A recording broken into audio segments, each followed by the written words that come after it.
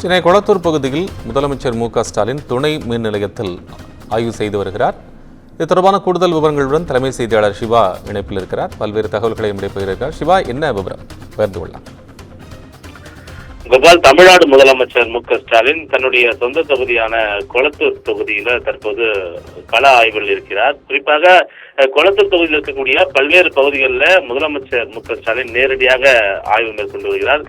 கடந்த வாரமும் இது போன்ற ஒரு ஆய்வு என்பது மேற்கொள்ளப்பட்டது. தன்னுடைய தொகுதியில் மேற்கொள்ளப்பட்டிருக்கக்கூடிய திட்டங்களுடைய முன்னேற்றங்கள், புதிதாக அடிக்கல் நாட்டப்பட இருக்கக்கூடிய பல்வேறு திட்டங்கள் போன்ற பல்வேறு திட்ட நிகழ்ச்சியில் பங்கேற்பதற்காகவே தமிழ்நாடு முதலமைச்சர் மு.க.ஸ்டாலின் தற்போது கொளத்தூர் சட்டமன்ற தொகுதிக்கு உட்பட்ட வீனஸ் நகருக்கு வருகை தந்திருக்கிறார். இந்த வீனஸ் நகரில் தமிழ்நாடு மின்சாரம் மற்றும் மின் பகிர்மான கழகத்தின் மூலமாக கட்டப்பட்டு வரக்கூடிய துணை மின் நிலையம் மற்றும் பெருநகர குடிநீர் வழங்கல் மற்றும் கழிவுநீர் அகற்று வாரியத்தின் கீழ் கழிவுநீர் வெளியேற்று நிலையம் ஆகியவற்றை தமிழ்நாடு முதலமைச்சர் மு.க.ஸ்டாலின் தற்போது முதற்கட்டமாக பார்வையிட்டு வருகிறார். அந்த துறையினுடைய செயலாளராக இருக்கக்கூடிய இபி சேர்மன் ராஜேஷ் லக்கானி தற்போது இது தொடர்பான விவரங்களை நேரடியாக முதலமைச்சருக்கு எடுத்துரைக்கிறார்.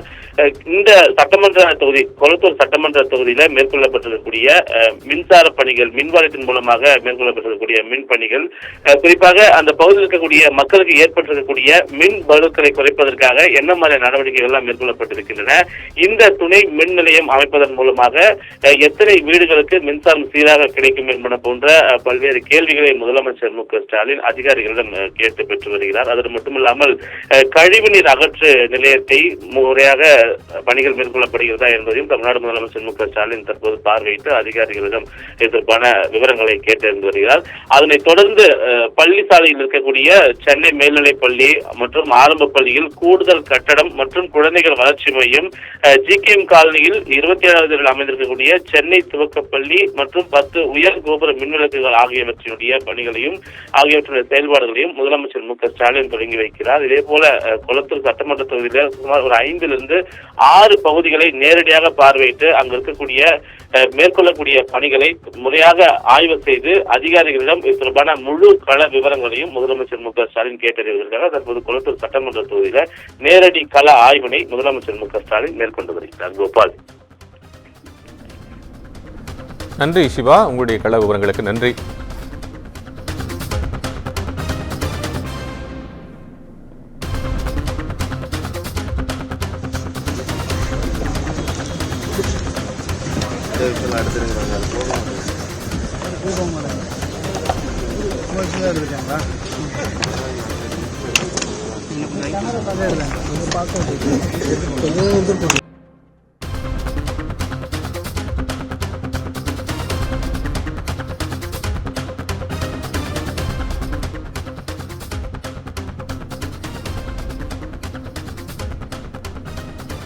கொளத்தூர் சட்டமன்ற தொகுதியில் முதலமைச்சர் மு.க.ஸ்டாலின் ஆய்வு மேற்கொண்டு வருகிறார்.